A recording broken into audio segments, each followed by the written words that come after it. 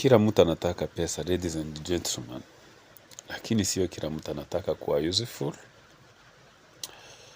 Pesa ni reward ya value.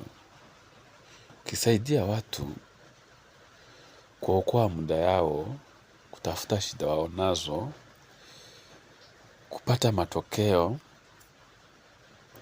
kujifunza kitu, ndipo pesa itaanza kukufuata. Tatizo ni hili. Watu wengi wanataka kulipwa kabla, hawajafanya chochote, hawajakuwa variable. Usikimbize pesa kwanza. Pesa haikimbizwi, pesa inapelekwa pole pole. Jenga value kwanza. Ukishajenga value, pesa tu itajileta.